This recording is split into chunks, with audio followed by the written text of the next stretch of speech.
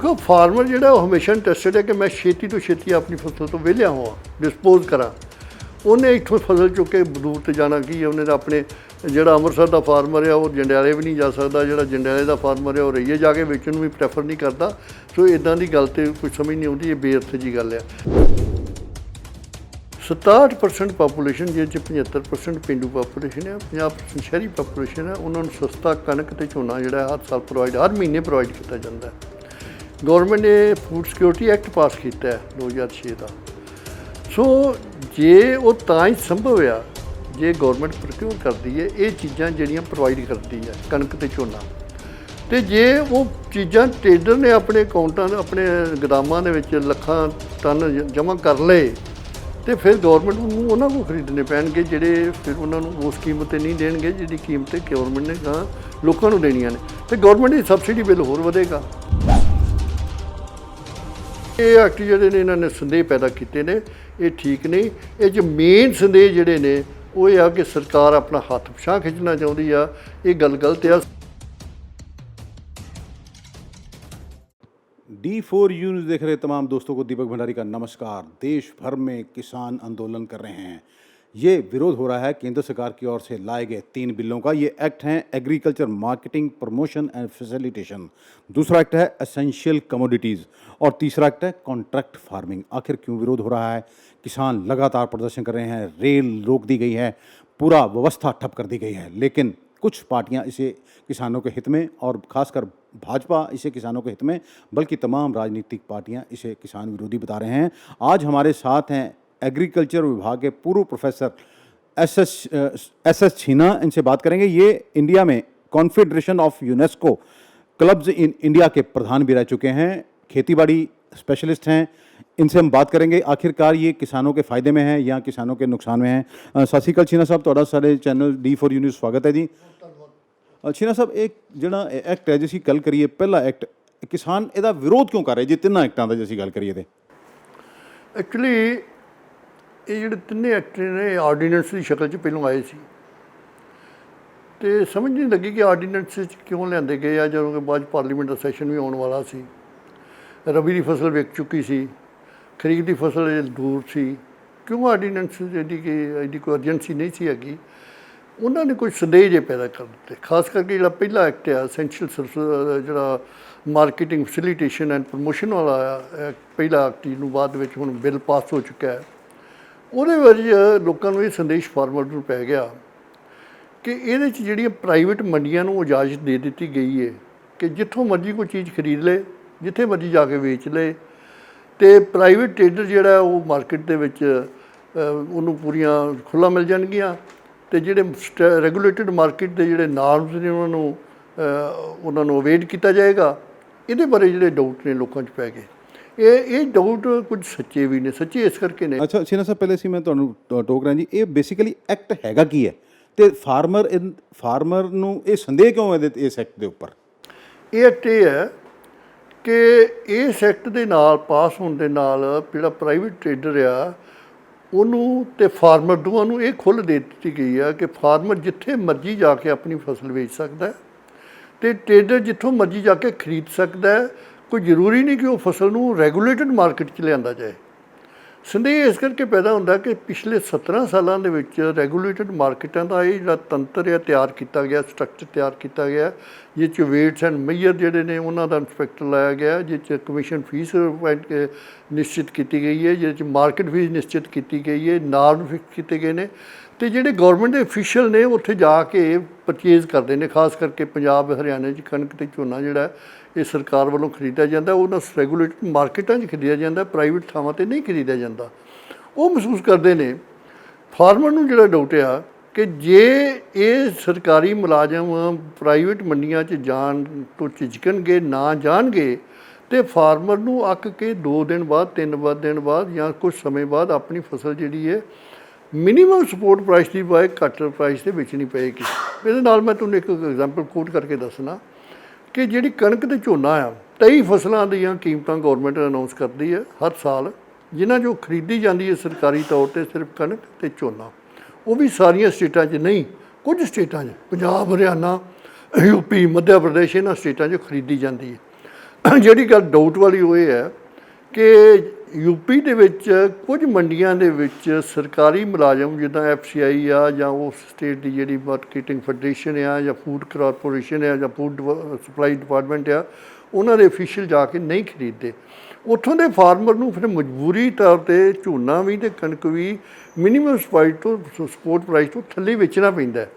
ਇਸ ਕਰਕੇ ਉਹ ਮਹਿਸੂਸ ਕਰਦੇ ਆ ਕਿ ਜੇ ਪ੍ਰਾਈਵੇਟ ਟਰੇਡਰ ਨੂੰ ਇੱਧਰ ਵੀ ਖੁੱਲ੍ਹਾਂ ਦੇ ਦਿੱਤੀਆਂ ਗਈਆਂ ਉਹਨਾਂ ਸਟੇਟਾਂ ਦੇ ਵਿੱਚ ਜਿਨ੍ਹਾਂ ਦੇ ਵਿੱਚ ਸਟੇਟ ਆਪ ਖਰੀਦਦੀ ਆ, ਅਤੇ ਇਹ ਹਾਲ ਜਿਹੜਾ ਯੂਪੀ ਵਾਲਾ, ਭਾਵੇਂ ਗੌਰਮੈਂਟ ਕਹਿੰਦੀ ਹੈ ਕਿ ਯੂਪੀ ਦੇ ਵਿੱਚ ਗੌਰਮੈਂਟ ਖਰੀਦਦੀ ਆ, ਪਰ ਜਿਨ੍ਹਾਂ ਮੰਡੀਆਂ 'ਚ ਉਹ ਨਹੀਂ ਪਹੁੰਚਦੇ, ਉਹੋ ਜਿਹੀ ਸਿਚੁਏਸ਼ਨ ਇੱਥੇ ਵੀ ਬਣ ਗਈ। ਜੇ ਇੱਥੇ ਵੀ ਕੁਝ ਮੰਡੀਆਂ ਦੇ ਵਿੱਚ ਨਾ ਗਏ ਸਰਕਾਰੀ ਅਫੀਸ਼ੀਅਲ, ਅਤੇ ਫਿਰ ਉਹਨਾਂ ਨੂੰ ਮਜਬੂਰੀ ਵਸ, ਕਿਉਂਕਿ ਇਹ ਬਹੁਤ ਲੰਮਾ ਸਮਾਂ ਸਟੋਰ 'ਤੇ ਕਰ ਨਹੀਂ ਸਕਦੇ ਕਿਉਂਕਿ ਪੈਰੀਸ਼ੇਬਲ ਕਮੋਡਿਟੀਜ਼ ਨੇ, ਇਸ ਕਰਕੇ ਉਹਨਾਂ ਨੂੰ ਮਜਬੂਰੀ ਵਾਸਤੇ ਉਹ ਘੱਟ ਕੀਮਤ ਦੇ ਵਿੱਚ ਨਹੀਂ ਪੈਣਗੀਆਂ, ਜਿਹਦੇ ਨਾਲ ਕਿਸਾਨੀ ਦਾ ਬਹੁਤ ਵੱਡਾ ਨੁਕਸਾਨ ਹੋਏਗਾ।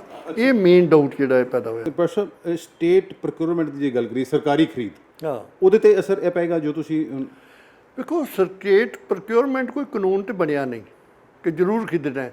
ਅੱਜ ਕੱਲ੍ਹ ਵੀ ਗੌਰਮੈਂਟ 23 ਚੀਜ਼ਾਂ ਦੀਆਂ ਕੀਮਤਾਂ ਅਨਾਊਂਸ ਕਰਦੀ ਹੈ, ਦਾਲਾਂ ਦੀਆਂ ਵੀ ਕਰਦੀ ਹੈ, ਤੇਲ ਦੇ ਬੀਜਾਂ ਦੀਆਂ ਵੀ ਕਰਦੀ ਹੈ, ਪਰ ਖਰੀਦਦੀ ਕਣਕ ਦੇ ਝੋਨਾ ਆ। ਕਾਟਨ ਕਾਰਪੋਰੇਸ਼ਨ ਜਿਹੜਾ ਕਾਰਪੋਰੇਸ਼ਨ ਆਫ ਇੰਡੀਆ ਜਿਹੜਾ ਕਪਾਹ ਖਰੀਦਦਾ, ਗੰਨੇ ਦੀਆਂ ਮਿੱਲਾਂ ਨੂੰ ਰਿਕਮੈਂਡ ਕਰ ਦਿੰਦੇ ਨੇ ਵੱਖਰੀ ਫਿਰ ਸਟੇਟਾਂ 'ਚ ਵੀ ਇੰਨੀ ਕੀਮਤਾਂ 'ਤੇ ਖਰੀਦੋ, ਪਰ ਉਹ ਫੋਰਸ ਨਹੀਂ ਕਰ ਸਕਦੀ ਗੌਰਮੈਂਟ। ਸਿਰਫ 2 ਚੀਜ਼ਾਂ ਵਾਸਤੇ ਸਟੇਟ ਪ੍ਰੋਕਿਊਰਮੈਂਟ ਪ੍ਰੋਵਾਈਡਡ ਆ, ਉਹ ਵੀ ਸਾਰੀਆਂ ਸਟੇਟਾਂ 'ਚ ਨਹੀਂ, ਜਿੱਦਾਂ ਮੈਂ ਤੁਹਾਨੂੰ ਪਹਿਲਾਂ ਦੱਸਿਆ। ਜੇ ਉਹ ਸਟੇਟ ਪ੍ਰੋਕਿਊਰਮੈਂਟ ਜਿਹੜੀ ਇੱਕ ਇਹੋ ਜਿਹੀ ਚੀਜ਼ ਮਿਲ ਗਈ ਆ ਜਿਹਦੇ ਵਾਸਤੇ ਕਿਸਾਨ ਸਮਝਦਾ ਕਿ ਮੇਰੀ ਯਕੀਨੀ ਮੰਡੀਕਰਨ ਆ। ਤੁਸੀਂ ਵੇਖੋ ਪੰਜਾਬ ਅਤੇ ਹਰਿਆਣਾ 2 ਸਟੇਟਾਂ ਦੇ ਵਿੱਚ 70% ਏਰੀਆ ਸਿਰਫ ਇਹਨਾਂ 2 ਫਸਲਾਂ ਥੱਲੇ ਆ ਗਿਆ। ਬਾਕੀ ਫਸਲਾਂ ਜਿੱਥੇ ਦਾਲਾਂ ਸੀ, ਤੇਲਾਂ ਦੇ ਬੀਜ ਸੀ, ਆਪਣਾ ਸਬਜ਼ੀਆਂ ਸਨ, ਫਲ ਸਨ, ਸਾਰਿਆਂ ਥੱਲੋਂ ਨਿਕਲ ਕੇ ਅਤੇ ਇਹਨਾਂ 2 ਫਸਲਾਂ ਥੱਲੇ ਏਰੀਆ ਆਈ ਜਾਂਦਾ। ਹੁਣ ਗੌਰਮੈਂਟ ਬੜੇ ਸਾਲਾਂ ਤੋਂ ਕੋਸ਼ਿਸ਼ ਕਰ ਰਹੀ ਹੈ ਡਾਈਵਰਸੀਫਿਕੇਸ਼ਨ ਕਰਨ ਦੀ, ਯੂਨੀਵਰਸਿਟੀਆਂ ਵੀ ਕਰ ਰਹੀਆਂ ਨੇ, ਐਕਸਪਰਟ ਵੀ ਰਿਕਮੈਂਡ ਕਰ ਰਹੇ ਨੇ ਕਿ ਡਾਈਵਰਸੀਫਿਕੇਸ਼ਨ ਕਰੋ, ਹੋਰ ਚੀਜ਼ਾਂ ਬੀਜੋ, ਉਹਦੇ ਨਾਲ ਸਾਧਨਾਂ ਦੀ ਵੰਡ ਹੁੰਦੀ ਹੈ, ਪਰ ਲੋਕ ਨਹੀਂ ਹਟਦੇ। ਅਜੇ ਤੱਕ ਵੀ ਫਾਰਮਰ ਜਿਹੜੇ ਨੇ ਉਹ ਏਰੀਆ ਵਧਾਈ ਜਾ ਰਹੇ ਨੇ। ਕਣਕ ਦੇ ਥੱਲੇ, ਝੋਨੇ ਦੇ ਥੱਲੇ ਹਰ ਸਾਲ ਏਰੀਆ ਵਧ ਰਿਹਾ। ਪੰਜਾਬ ਦੇ ਵਿੱਚ 28 ਲੱਖ ਹੈਕਟਰ ਦੇ ਜਿਹੜਾ ਏਰੀਆ ਹੈ ਉਹ ਇਹਦੇ ਥੱਲੇ ਆਪਣਾ ਝੋਨੇ ਥੱਲੇ ਆ ਗਿਆ, ਅਤੇ ਕੋਸ਼ਿਸ਼ਾਂ ਕੀਤੀਆਂ ਜਾਂਦੀਆਂ ਜੀ ਇਹ 15 ਲੱਖ ਹੈਕਟਰ ਰਹਿ ਜਾਏਗਾ ਅਤੇ ਪਾਣੀ ਦੀ ਮਸਲਾ ਹੱਲ ਹੋ ਜਾਂਦਾ, ਪਰ ਫਿਰ ਦੇ ਬਾਵਜੂਦ ਇਸ ਸਾਲ 30 ਲੱਖ ਹੈਕਟਰ ਹੋ ਗਿਆ, ਉਹ ਵੱਧਦਾ ਜਾ ਰਿਹਾ। ਕਿਉਂਕਿ ਫਾਰਮਰ ਇਹ ਮਹਿਸੂਸ ਕਰਦਾ ਹੈ ਕਿ ਉਹ ਚੀਜ਼ ਬੀਜੋ ਜਿਹੜੀ ਵਿਕਦੀ ਆ, ਜਿਹੜੀ ਚੀਜ਼ ਵਿਕਦੀ ਨਹੀਂ, ਜਿਹਦੇ ਵਾਸਤੇ ਉਹਨੂੰ ਡਿਪੈਂਡ ਕਰਨਾ ਪੈਂਦਾ, ਦੂਰ ਥਾਵਾਂ 'ਤੇ ਜਾਣਾ ਪੈਂਦਾ, ਉਹ ਚੀਜ਼ ਉਹ ਵੇਚਦੇ। ਕਹਿਣ ਦਾ ਮਤਲਬ ਜੀ ਡਾਈਵਰਸੀਫਿਕੇਸ਼ਨ ਜਿਹੜੀ ਹੈ ਇਸੇ ਕਰਕੇ ਨਹੀਂ ਹੋ ਪਾ ਰਹੀ ਕਿਉਂਕਿ ਸਰਕਾਰ ਦੀ ਸਪੋਰਟ ਨਹੀਂ ਹੈਗੀ। ਵੇਖੋ ਇਹਦੇ ਬਾਰੇ ਇਹ ਆ ਕਿ ਪਿਛਲੇ ਸਾਲ ਇੱਕ ਗੌਰਮੈਂਟ ਨੇ ਪਾਲਿਸੀ ਬਹੁਤ ਸੋਹਣੀ ਅਨਾਊਂਸ ਕੀਤੀ ਸੀ, ਸੈਂਟਰਲ ਗੌਰਮੈਂਟ ਨੇ। ਉਹਨਾਂ ਕਿਹਾ ਕਿ ਅਸੀਂ ਇਹ ਕਣਕ ਅਤੇ ਝੋਨੇ ਤੋਂ ਇਲਾਵਾ ਹੋਰ ਫਸਲਾਂ ਵੀ ਖਰੀਦਾਂਗੇ ਸਟੇਟ ਦੀ ਕੋਲੈਬੋਰੇਸ਼ਨ ਨਾਲ। ਜਿਸ ਤਰ੍ਹਾਂ ਜਿਹੜੀਆਂ ਚੀਜ਼ਾਂ ਪੰਜਾਬ ਦੇ ਵਿੱਚ ਜ਼ਿਆਦਾ ਪੈਦਾ ਹੁੰਦੀਆਂ ਨੇ ਉਹ 'ਚ ਪੰਜਾਬ ਗੌਰਮੈਂਟ ਕੋਲੈਬੋਰੇਟ ਕਰੇਗੀ, ਜਿਹੜੀਆਂ ਰਾਜਸਥਾਨ 'ਚ ਹੁੰਦੀਆਂ ਨੇ ਜਿਸ ਤਰ੍ਹਾਂ ਦਾਲਾਂ ਜਾਂ ਤੇਲਾਂ ਦੇ ਵਿੱਚ ਉਹ ਰਾਜਸਥਾਨ ਗੌਰਮੈਂਟ ਕਰੇਗੀ, ਜਿਹੜੀਆਂ ਮੱਧ ਪ੍ਰਦੇਸ਼ 'ਚ ਹੁੰਦੀਆਂ ਨੇ ਉਹ 'ਚ ਮੱਧ ਪ੍ਰਦੇਸ਼ ਗੌਰਮੈਂਟ ਕੋਲੈਬੋਰੇਟ ਕਰੇਗੀ। ਉਹਦੇ 'ਚ ਉਹਨਾਂ ਬੜਾ ਸੋਹਣਾ ਬਣਾਇਆ ਕਿ 3 ਰੱਖ ਦਿੱਤੀਆਂ ਕਿ ਜੇ ਪਹਿਲੀ ਗੱਲ ਤਾਂ ਵੀ ਗੌਰਮੈਂਟ ਆਪ ਖਰੀਦੇਗੀ, ਕੋਲ ਪੇਮੈਂਟ ਕਰੇਗੀ। ਦੂਜੀ ਗੱਲ ਕਿ ਜਿਹੜਾ ਡਿਫਰੈਂਸ ਰਹਿ ਜਾਏਗਾ ਮਾਰਕੀਟ ਪ੍ਰਾਈਸ ਦਾ ਅਤੇ ਮਿਨੀਮਮ ਸਪੋਰਟ ਪ੍ਰਾਈਸ ਦਾ ਉਹ ਸੈਂਟਰਲ ਗੌਰਮੈਂਟ ਅਦਾ ਕਰੇਗੀ with the collaboration of Punjab government. ਅਤੇ ਤੀਜਾ ਸੀ ਕਿ ਪ੍ਰਾਈਵੇਟ ਟਰੇਡਰ ਜਿੰਨਾ ਮਰਜ਼ੀ ਖਰੀਦ ਲੈਣ ਪਰ ਉਹ ਖਰੀਦਣਗੇ ਉਹ ਮਿਨੀਮਮ ਸਪੋਰਟ ਪ੍ਰਾਈਸ 'ਤੇ। ਉਹਦੇ 'ਚੋਂ ਸਭ ਤੋਂ ਸੋਹਣੀ ਗੱਲ, ਵਧੀਆ ਜਿਹੜੀ ਚੰਗੀ ਗੱਲ ਇਹ ਸੀ ਕਿ ਗੌਰਮੈਂਟ ਸਟੇਟ ਦੇ ਨਾਲ ਮਿਲ ਕੇ ਹੋਰ ਚੀਜ਼ਾਂ ਨੂੰ ਖਰੀਦ ਲੈਂਦੇ, ਉਹਦੇ ਨਾਲ ਡਾਈਵਰਸੀਫਿਕੇਸ਼ਨ ਹੋ ਜਾਣੀ ਸੀ। ਡਾਈਵਰਸੀਫਿਕੇਸ਼ਨ ਦੇ ਬੜੇ ਮੌਕੇ ਬਣਨੇ ਸਨ, ਪਰ ਉਹ ਪਾਲਿਸੀ ਉੱਥੇ ਧਰੀ ਰਹਿ ਗਈ ਹੈ, ਉਹ ਲਾਗੂ ਨਹੀਂ ਕੀਤੀ ਗਈ। ਸੋ ਇੱਕ ਗੱਲ ਪੱਕੀ ਆ ਕਿ ਜਿੰਨਾ ਚਿਰ ਤੱਕ ਜਿਹੜੀ ਚੀਜ਼ ਦਾ ਯਕੀਨੀ ਮੰਡੀਕਰਨ ਨਹੀਂ ਹੈਗਾ ਉਹ ਚੀਜ਼ ਫਾਰਮਰ ਨਹੀਂ ਵੇਚੇਗਾ। ਉਹਦੀ ਮਜਬੂਰੀ ਹੈ ਕਿ ਮਜਬੂਰੀ ਇਹ ਹੈ ਕਿ ਬਹੁਤ ਸਾਰੇ 74% ਫਾਰਮਰ ਇੰਡੀਆ ਦੇ ਲੈਵਲ 'ਤੇ ਜਿਹੜੇ ਨੇ ਉਹਨਾਂ ਦੇ ਹੋਲਡਿੰਗ 2.5 ਏਕੜ ਤੋਂ ਥੱਲੇ ਨੇ। ਉਹਨਾਂ ਕੋਲ ਬਹੁਤ ਥੋੜ੍ਹਾ ਜਿਹਾ ਸਮਾਨ ਹੈ ਵੇਚਣ ਵਾਸਤੇ, ਉਹ ਕੋਈ ਰਿਸਕ ਨਹੀਂ ਲੈਣਾ ਚਾਹੁੰਦੇ। ਉਹ ਕੋਈ ਜੜੀਆਂ ਬੂਟੀਆਂ, ਉਹ ਕੋਈ ਜਿਹੜੀਆਂ ਵੈਜੀਟੇਬਲ ਨੇ ਜਾਂ ਫਰੂਟਸ ਨੇ ਜਾਂ ਕੋਈ ਹਾਈ ਵੈਲਿਊ ਕ੍ਰਾਪਸ ਨੇ ਬਿਲਕੁਲ ਨਹੀਂ ਬੀਜਣਗੇ। ਉਹ ਬੀਜਣਗੇ ਭਾਵੇਂ ਘੱਟ ਕੀਮਤ ਵੀ ਮਿਲ ਜੇ ਪਰ ਜਿਹੜੀ ਵਿਕ ਜਾਂਦੀ ਹੈ। ਪਰ ਸਰ ਇੱਕ ਹੋਰ ਸਵਾਲ ਹੈ ਜੀ ਵੀ ਸਰਕਾਰੀ ਖਰੀਦ ਕੀ ਇੰਡੀਆ 'ਚ ਹੀ ਹੈ ਕਿ ਵਿਦੇਸ਼ਾਂ 'ਚ ਵੀ ਹੈਗੀ ਹੈ? ਸਰਕਾਰੀ ਖਰੀਦ ਸਿਰਫ ਇੰਡੀਆ 'ਚ। ਅਤੇ ਬਸ ਵਿਦੇਸ਼ਾਂ 'ਚ ਕਿਉਂ ਨਹੀਂ? ਵਿਦੇਸ਼ਾਂ 'ਚ ਇਸ ਕਰਕੇ ਨਹੀਂ। ਹੁਣ ਮੈਂ ਤੁਹਾਨੂੰ ਦੱਸਣਾ ਵੀ ਕੱਲ੍ਹ ਮੈਂ ਪੜ੍ਹ ਰਿਹਾ ਸੀ ਅਮਰੀਕਾ ਦੇ ਵਿੱਚ ਸਿਰਫ 1.5% ਲੋਕ ਜਿਹੜੇ ਨੇ ਐਗਰੀਕਲਚਰ 'ਤੇ ਡਿਪੈਂਡੈਂਟ ਨੇ। ਕੈਨੇਡਾ ਦੇ ਵਿੱਚ 3% ਲੋਕ ਸਿਰਫ ਐਗਰੀਕਲਚਰ ਡਿਪੈਂਡ ਨੇ। ਬਹੁਤ ਸਾਰੇ ਮੁਲਕ ਜਿਹੜੇ ਡਿਵੈਲਪ ਕੰਟਰੀ ਨੇ ਨਾ, ਇੰਡਸਟਰੀਅਲ ਕੰਟਰੀ ਨੇ, ਜਰਮਨੀ ਆ, ਫਰਾਂਸ ਆ ਜਿਹੜਾ, ਇਹਨਾਂ ਕੰਟਰੀਆਂ ਦੇ ਨੈਦਰਲੈਂਡ ਆ, ਡੈਨਮਾਰਕ ਆ, ਇਹਨਾਂ ਕੰਟਰੀਆਂ ਦੇ ਵਿੱਚ ਸਿਰਫ ਪੂਰੇ ਯੂਰਪ ਦੀ ਪੂਰਾ ਗੱਲ ਕਰੀਏ। ਯੂਰਪ, ਪੂਰਾ ਅਮਰੀਕਾ, ਨਾਰਥ ਅਮਰੀਕਾ, ਪੂਰਾ ਆਸਟ੍ਰੇਲੀਆ, ਨਿਊਜ਼ੀਲੈਂਡ ਵਗੈਰਾ, ਇਹਨਾਂ 'ਚ 5% ਤੋਂ ਵੱਧ ਡਿਪੈਂਡੈਂਟਸ ਨਹੀਂ ਹੈਗੀ ਐਗਰੀਕਲਚਰ ਤੇ। ਅੱਛਾ, ਉਹਨਾਂ ਦੇ ਫਾਰਮਾਂ ਦੇ ਸਾਈਜ਼ ਹੀ ਬੜੇ ਅੰਤ, ਹਜ਼ਾਰਾਂ ਏਕੜਾਂ ਦੇ ਫਾਰਮ ਨੇ। ਇੰਡੀਆ ਦੇ ਵਿੱਚ ਫਾਰਮਿੰਗ ਅਸੀਂ ਇਹਨੂੰ ਕਹਿੰਦੇ ਸਬਸਿਸਟੈਂਸ ਫਾਰਮਿੰਗ, ਗੁਜ਼ਾਰੇ ਦੀ ਖੇਤੀ ਆ। ਇਹ ਗੁਜ਼ਾਰੇ ਦੀ ਮੇਨ ਪੇਸ਼ਾ ਵੀ ਆ। 60% ਪਾਪੂਲੇਸ਼ਨ ਡਿਪੈਂਡ ਕਰਦੀ ਹੈ ਐਗਰੀਕਲਚਰ ਤੇ ਬਹੁਤੀਆਂ ਦੀਆਂ ਹੋਲਡਿੰਗ ਬੜੀਆਂ ਸਮਾਲ ਨੇ, ਉਹਨਾਂ ਦੀ ਗੁਜ਼ਾਰੇ ਦੀ ਖੇਤੀ ਆ। ਉਹ ਕੰਟਰੀਆਂ ਦੇ ਵਿੱਚ ਸਰਕਾਰ ਨਹੀਂ ਖਰੀਦੀ, ਉੱਥੇ ਕੰਟੈਕਟ ਸਿਸਟਮ ਆ ਜਿਹੜਾ ਇੰਡੀਆ ਹੁਣ ਇੰਟਰੋਡਿਊਸ ਕਰਨਾ ਜਾ ਰਿਹਾ। ਉੱਥੇ ਕੰਟੈਕਟ ਸਿਸਟਮ ਆ, ਉਹਦੇ ਨਾਲ ਪ੍ਰਾਈਸ ਇੰਸ਼ੋਰੈਂਸ ਦਿੱਤੀ ਜਾਂਦੀ ਹੈ। ਇੰਸ਼ੋਰੈਂਸ ਉੱਥੇ ਵੀ ਦਿੱਤੀ ਜਾਂਦੀ ਹੈ, ਪਰ ਉੱਥੇ ਸਰਕਾਰੀ ਖਰੀਦ ਨਹੀਂ। ਉੱਥੇ ਜਿਹੜੀ ਕੰਟੈਕਟ ਹੈ ਉਹ ਪ੍ਰਾਈਵੇਟ ਕੰਪਨੀਆਂ ਕੰਟੈਕਟ ਕਰਦੀਆਂ ਨੇ। ਉਹ ਜਾ ਕੇ ਫਾਰਮਰ ਕੰਟੈਕਟ ਕਰਦੀਆਂ ਨੇ ਕਿ ਇੰਨੀ ਕਣਕ ਖਰੀਦਾਂਗੇ, ਇੰਨੀ ਮਕਈ ਖਰੀਦਾਂਗੇ, ਇੰਨੇ ਪੋਟੈਟੋ ਖਰੀਦਾਂਗੇ, ਇੰਨੇ ਫਰੂਟ ਖਰੀਦਾਂਗੇ, ਇੰਨਾ ਦੁੱਧ ਖਰੀਦਾਂਗੇ, ਇੰਨੇ ਆਂਡੇ ਖਰੀਦਾਂਗੇ। ਸੋ ਇੱਦਾਂ ਦੇ ਕੰਟੈਕਟ ਬਣਦੇ ਆ ਪ੍ਰਾਈਵੇਟ, ਪਰ ਉਹਨਾਂ ਦੀ ਸੁਪਰਵਿਜ਼ਨ ਜਿਹੜੀ ਓਵਰਆਲ ਮੋਨੀਟਰਿੰਗ ਜਿਹੜੀ ਹੈ ਉਹ ਫਿਰ ਗੌਰਮੈਂਟ ਦੇ ਹੱਥ 'ਚ ਹੈ। ਤੇ ਪ੍ਰੋਫੈਸਰ, ਜੇ ਇੱਥੇ ਵੀ ਇਸ ਤਰ੍ਹਾਂ ਦੀ ਗੱਲ ਕੀਤੀ ਜਾਏ ਤੇ ਕਿਸਾਨ ਆਪਣੇ ਆਪ ਨੂੰ, ਫਾਰਮਰ ਜਿਹੜਾ ਉਹ ਇਨਸਿਕਿਉਰ ਕਿਉਂ ਫੀਲ ਕਰ ਰਿਹਾ? ਦੇਖੋ, ਇਹਦੇ 'ਚ ਇਸ ਤਰ੍ਹਾਂ ਜਿਹੜਾ ਤੀਜਾ ਐਕਟ ਆ, ਤੀਜੇ ਐਕਟ ਦੇ ਵਿੱਚ ਕੰਟੈਕਟ ਫਾਰਮਿੰਗ ਬਾਰੇ ਲਿਖਿਆ ਗਿਆ ਕਿ ਕੰਟੈਕਟ ਕੀਤੇ ਜਾਣਗੇ, ਕੰਟੈਕਟ ਨੂੰ ਪ੍ਰਮੋਟ ਕੀਤਾ ਜਾਏਗਾ। ਕੰਟੈਕਟ ਫਾਰਮਿੰਗ ਹੁਣ ਵੀ ਹੈਗੀ ਹੈ, ਪਿਛਲੇ 40-70 ਸਾਲ ਤੋਂ ਚੱਲ ਰਹੀ ਹੈ। ਜਿਹੜੀਆਂ ਮਲਟੀਨੈਸ਼ਨਲ ਕੰਪਨੀਆਂ ਨੇ ਉਹ ਕੰਟੈਕਟ ਕਰਦੀਆਂ ਨੇ ਫਾਰਮਰ ਦੇ ਨਾਲ, ਪਰ ਪੁਰਾਣਾ ਤਜਰਬਾ ਇਹ ਹੋਇਆ ਹੈ, ਤੁਹਾਡੇ ਅੰਮ੍ਰਿਤਸਰ 'ਚ ਵੀ ਹੋਇਆ ਹੈ, ਨਿੱਜਰ ਵਾਲਿਆਂ ਦਾ ਵੀ ਕੀਤਾ। ਤਜਰਬਾ ਇਹ ਹੋਇਆ ਕਿ ਜੇ ਕਿਸੇ ਫਸਲ ਦੀ ਕੀਮਤ ਘਟ ਜਾਂਦੀ ਹੈ ਤੇ ਜਿਹੜਾ ਕੰਟਰੈਕਟਰ ਹੈ ਉਹ ਬਜਾਏ ਫਾਰਮਰ ਤੋਂ ਖਰੀਦਣ ਦੇ ਬਾਹਰੋਂ ਖਰੀਦ ਲੈਂਦਾ ਹੈ।